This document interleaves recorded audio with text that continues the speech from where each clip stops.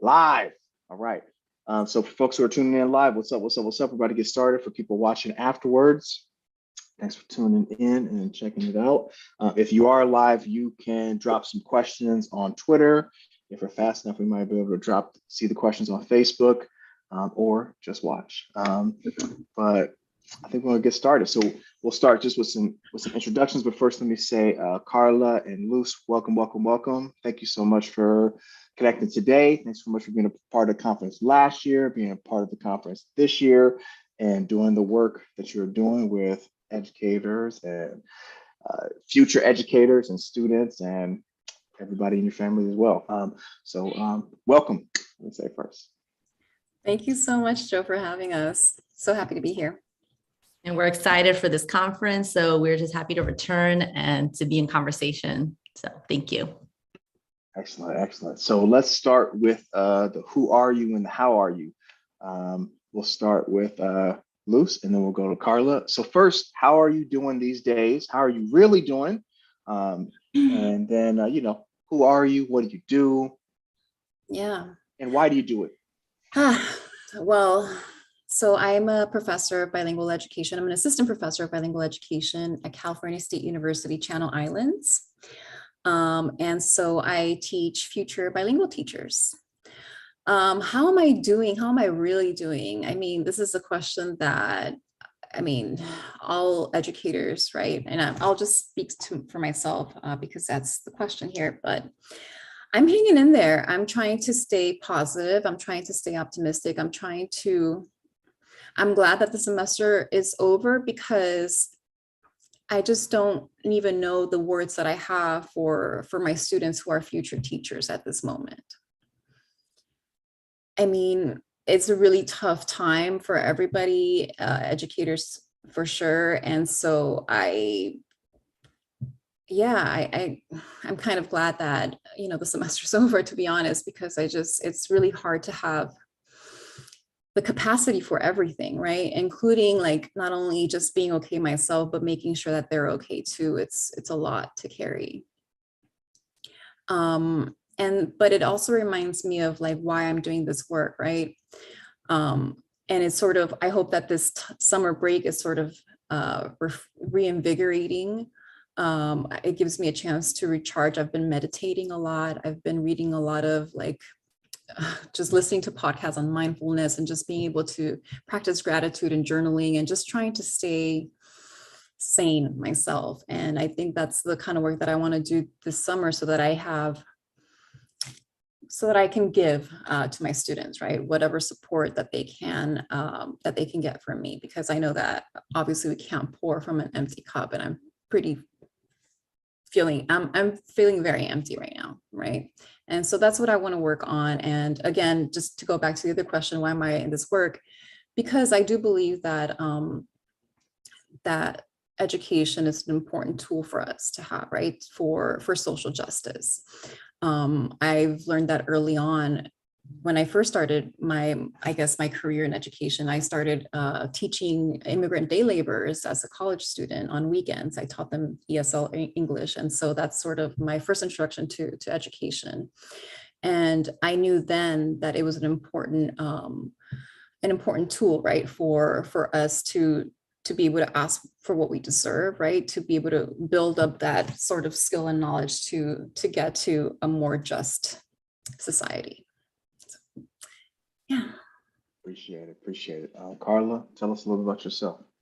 Oh, Luz, I just want to hug you. I miss you. I am like that teacher tired at the end of the school year. I'm that teacher, like physically, emotionally, spiritually, in every way. I'm exhausted. I've been teaching 7th and 8th grade English at an elite private school in New York that's predominantly white institution. So that goes along with the exhaustion I feel. Along with the things that Luz said, and just, I think as a national conversation as teachers of how we're feeling whether we're talking about events that have happened in Buffalo or recently at Robb Elementary in Texas, I feel that we're carrying a lot, and we want to make sure that we are creating those spaces for our colleagues, teachers, and also in teacher ed and students to be able to process. So there is a lot to carry, and I agree with you, Luz. I'm also like looking forward to the summer to recharge. I'm also the incoming assistant professor of bilingual education at Brooklyn College in their Department of Puerto Rican and Latino Studies at the City University of New York in CUNY. So I'm returning to my CUNY roots because I started my teacher journey in CUNY and taught at Hunter College for a few years in their teacher ed program. So I'm returning to CUNY. I'm excited for that. That's what I'm looking forward to for this fall. I'm also feeling it's also the end of the school year. So I've just come from a full day of school where I've had students present their projects. And we read with seventh graders, I read Almost American Girl, which is Robin Ha's memoir of her Korean American experience. So coming from Korea to Alabama, and just all of the layers of identity work, of negotiating who she was in those spaces that weren't very welcoming to her in school. And so really rereading that book, this is like the third time that I reread it, the second that I teach it with seventh graders, looking at it through the lens of as a teacher of like, how are schools going to be more liberating and more liberating spaces that actually capture and allow the full humanity of all our students, especially those who are underrepresented or most marginalized. And seeing my students' projects really like affirmed them, like, this is why we got to do this work. Like I had students talking about like the racism they've experienced. I've had students talk about the change with COVID-19 and living through this. They were fifth graders when the pandemic started, and now they're seventh, and just seeing the changes that like what they realize about themselves. And yeah, so as exhausted as I am, I gotta admit that just listening to those kids today just brought me that joy. And I was like, this is why we're in it, and we have to create these spaces wherever we are. And I'm glad we had that book to read and that they were able to find that connection. So a little bit of hope there. So nice. Yeah, thank you for sharing, and welcome again. And I'll plug you all for a second, folks who are listening or watching. If you don't know about these two people, Luz and Carla, they are professors, as they just told you. They are speakers. They are authors of a book called En Comunidad, Lessons for Centering the Voices and Experiences of Bilingual Latinx Students. And it's a good book too. All right, so check it out. Okay, it's a lot of practical stuff. It's a good combination of theory and practice, and actually talking about the kids, right? And what do we do with our young people, and what changes do we make? So check out their book. Thank you both for being a part of this. So let's shift gears. And the next question is going to come to you first, Carla. We could go on and on about the struggles of the last couple of years. You know, we talk about them all the time. I'm curious to think, what's one thing that happened as a result of the pandemic that affected education in a good way? What's something that you noticed, whether it was something that briefly happened and then it went away and we're trying to bring it back, or something that like happened and it's been staying alive, right? What's a lesson that we learned, a change that shifted that actually was good for education that you wanted people to think about and keep alive? So many. So one, I see that there was a shift in a lot of spaces, and a reminder, not that this wasn't existing in the beginning, but it's a reminder of the importance of looking at trauma-informed education practices, the social emotional learning. So looking at the experience of the whole child. So there was a lot of conversation of like, oh, look at what the kids are living through, and like, these are traumatic events. And we're like, yeah, there are children who experience trauma all the time, whether we're talking about Black children, we're talking about immigrants and refugees. Which refugees are we welcoming? Which ones we're not? Like, I think these conversations that we're having now, people are like, oh, we have to like attend to the students' like social emotional needs. I'm like, yeah, that's a lot of educators have been doing that. And I'm glad you're coming on board, join us. And so that those conversations, and being reminded that it's not just where they separate the academics from the social emotional trauma informed based practice, but that it goes together. And so that for me was like, great, I'm glad you're coming on board with this. So that's been refreshing. And I hope that we continue to include that in our pedagogy. So it's not just when we have these events, but to also to be able to name and not shy away from who are the students and what are the populations that are most experiencing, that are most vulnerable, and why, and what are the systems that are most affecting those children, right? So it's not just like, oh, we're talking about how the pandemic affected, kids, but let's talk about different experience that our students are having and why, and how do we support them. Thank you, Luz. What do you think? I'm thinking about just the different sort of ways that the pandemic helped us kind of reimagine access to things, right? So I'm thinking about a lot of kids who did thrive through virtual learning and how perhaps they were able to find out that they could because of this experience. I have a second grader at home, and he definitely did not thrive during virtual learning, but there's many kids that did, right? But I'm thinking about like the greater ability to access like texts, right? For example, that happened during the pandemic, which was a great thing, right? So I feel like we've been able to imagine a way to make things more accessible one way or another. And so that I hope that stays, right? I hope that this, for example, increased access to text, for example, through a variety of platforms stays, because it's going to be beneficial for a lot of kids. Being able to tap into different platforms that different kids can connect with is beneficial. So I was really excited about that for sure. So that's something that comes to mind for sure.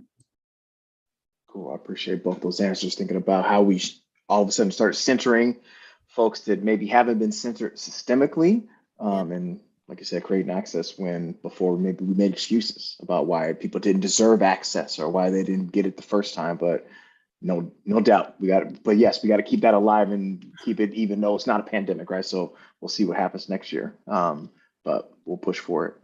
All right, so let's shift to thinking about the summer, right? So we have this. Our third annual conference coming up, and you two will be doing a workshop. Tell us briefly, Lucia, you can start us off. What's your workshop about? What are you hoping to lift up, to think about, to have people to reflect on? What are you hoping to bring this summer? So we are hoping to bring poetry to everybody this summer, as many people as we can. And in Comunidad, the book that you mentioned earlier, we write about how we can bring poetry into our classrooms across the week, across the month, across the year. And we talk about the framework for poetry, which we call poetry as teaching, as resistance, and as healing. And we know that we can use so much healing right now. And so we're going to talk about that framework and do poetry together and create a way to make sure that we have that space, the intentional space in our classrooms for poetry, for healing, and for resistance, and for learning. Yeah, and I'll add that we've had beautiful opportunities since the release of our book to engage with teachers across different grades. And so we've been bringing in examples, even from our work with second grade. I was on a second grade team weekly for a year and a half, just bringing poetry in, integrating that into the school day, to how we're using poetry with teachers and teacher ed programs to unpack our own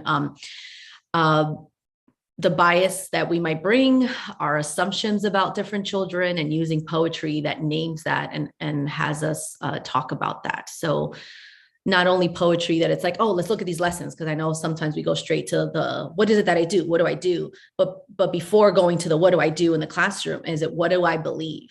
And what do I think about children? And poetry as a vehicle to help us process those assumptions and those beliefs about children, about learning. So we're excited to tackle those two things. Yeah. And one other thing that I wanted to mention as well is that the poetry that we use, that we work with, it's also healing also through the counter narratives, right, that we are centering, right? And I think we need a lot of that right now. We always need that, right? But thinking about like, how do we bring the stories of people who don't usually get to tell their story or their side, right? How do we bring those stories to everybody? And so this is one way that we can do that. Yeah, I appreciate it. I had two connections. One, for me, I actually did not find my writer's voice until I heard spoken word poetry, right? When I was in college, I was like, this is my voice, right? And two, I actually didn't even, and I also I didn't feel comfortable writing until I found that medium to write into, right? So I saw how transformational and liberating that was, right? For me, my other connection is I remember that we got this book. We purchased this book because I saw a book you were talking about at your workshop last summer around. I think it was the Dreamers book, right? You guys did that, right? Was that your? Oh, Juji Oh, Morales, The Dreamers. yeah, Yeah. yeah, yeah, yeah. Oh, We have a second book by her too. yeah. Um, but yeah, yeah, we love that book. Oh, So yeah, I love the piece around healing. I mean, because truthfully, like a lot of times, teachers and educators are struggling with what connects all these things. Yes, theory. Okay, yes, social emotional learning. Yes, literacy. But like, what connects it, right? And yeah, I mean, your example is perfect, right? Healing, literacy development, connection, and could be liberating too. So yeah, love it, love it. So this next question is around, you spoke about this a little bit in the beginning around how you getting back to your why when things are hard. How are you feeding your soul, right? Is that around something you're reading, something you're listening to, right? Like what's the, what are you listening? I like the question of like, what music are you listening to these days? Whether that's oh my going God. back to some classics or some new music that is speaking to your soul. And if you're not a music person, maybe you're a book person. Yeah, what's what's your go-to right now? Carla, do you want to start? Oh, yes, I can do we could talk a whole hour on music. So it's Lido Pimienta. I got to see Lido Pimienta live, Afro-Indigenous Colombian queer artist. And it was like the only performance I've been to in the last 3 years. And I got to see the live performance, and Lido Pimienta's albums sustain me at all times. So I constantly going back to Lido's work, and Ojitos Lindos on Bad Bunny's new album. I've been having it like playing over and over again because I'm pretending that I'm going to perform it for, I don't know who. Luz, I'm a performer for you when you come over this summer. I'm getting like, I listen to the song as if I'm getting ready to just like, I got the words down. I got everything down. Yeah. So, but yeah, that song from the Bad Bunny's new album. What about you, Luz? What you listening to? Oh man, well, I mean, there's so many things I'm trying a bit of everything these days, honestly. Like I said earlier, I'm meditating more intentionally every night. I'm journaling in the mornings. I'm listening to some I can't even say the title of the book because it has some bad words, but it's like how to unbleep your brain, and it's about dealing with anxiety. And so I'll get the author's name in a second. I finished listening to that today. But I've also been listening to a lot of Kendrick Lamar's new album. I mean, the way that he's addressing like mental health, the need for mental health in our community, and like, whew, it's just been, it's a lot. It's a lot. It's really a great piece of art to have to process together. So that's what I've been listening to, in addition to the meditation, in addition to the playing tennis and this mindfulness work that I've been more intentional about doing lately. Love it, love it. I know I'm interviewing you, so I'm just gonna say I co-signed the Kendrick Lamar album on all levels. And I'm in Um, LA, so you got to support it's our guy. This is our guy. no doubt, and I appreciate the recommendations from you, Carla. I love asking these questions more so I can just get up on new music, because that's how you got to get it from good people. So let's switch gears to the future. So I feel like in education and in life, we're always at this intersection of we could be going in two directions, right? There's always the fear of going in this direction, and there's the hope that we could be moving in this direction, right? So when you think where we might be 10, 20 years from now, what's a fear you want us to avoid? Make sure that we're not going this direction. And what's a hope that you hope that we are this place 20 years later when the next wave of folks are in and we're listening to the new class talking, and hopefully they're talking something different. Have to start us off loose. Where are we in 10 to 20 years? I mean, oh man, it's like, I don't want to be, I want to be optimistic, absolutely. And I want to you know, I mean, obviously we're in this wave right now of not great things in education, right? I mean, we've got a lot of stuff happening around, obviously has been happening around critical race theory and banning of books, and so much that we have to undo, so much damage we have to undo. And I hope that in the next 10 to 20 years, we won't have to do this whole thing again, right? It seems like it's sort of a pattern that we haven't been learning from. And so I hope in 20 years, we don't have to address another wave of book bans or attacks on another version of critical race theory or something of the like. I hope that we are headed to a space that is supportive of all children, where we are taking care of the whole child, right? Where we are supporting mental health, their child's well-being mentally in every way, right? I mean, I don't know. It just feels, I don't want to, you know, I don't want to sound like hopeless, right? But we've got a lot of work to do. What do you think, Carla? Yeah, so I have a 2.5-year-old, and our local district, who our child would be attending, the most recent their education meetings that the public was invited to, they didn't go so well. So there were people yelling that why is critical race theory being taught in the schools? By the way, it's not.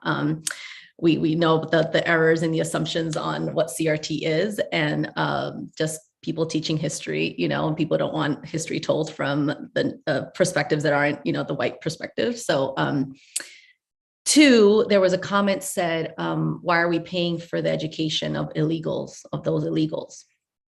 So there's racism, there's xenophobia, and this is a small group that has dominated the conversation. And this is a local district where my child would go to school.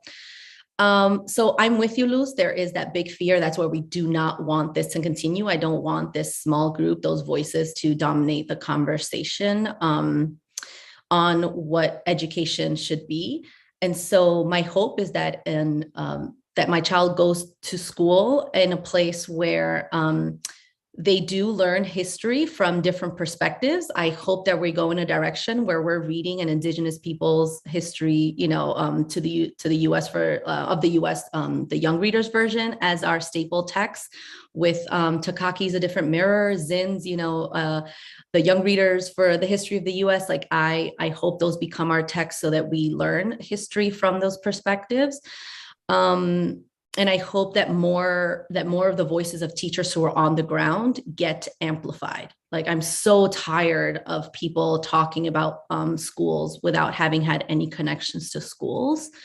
And so that's my hope, that we're in the future, we're having like teachers in these conversations, that we have teachers become part of our local government and local boards, because people who are not connected to these schools are actually voicing these very small, racist, xenophobic, disgusting comments that are getting thrown out there and we see them in the book bans. We see them right in not welcoming refugees who are coming from countries that are not, you know, Ukraine. And so it's very targeted as to who you want to welcome and who you don't want to welcome. And so I'm hoping that in our future, our schools will be welcoming to all children, and that they'll feel safe for all children in all aspects of that word. So that's my hope, having a child who's about to enroll soon in our local school district.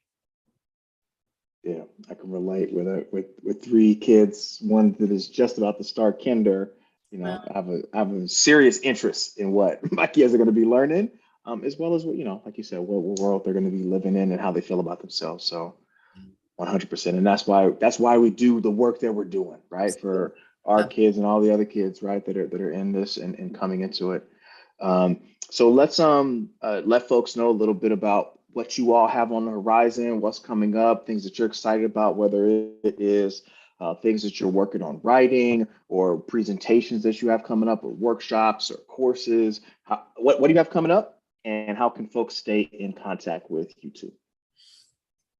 Wow. Well, we recently published a libraries collection through Penguin Random House.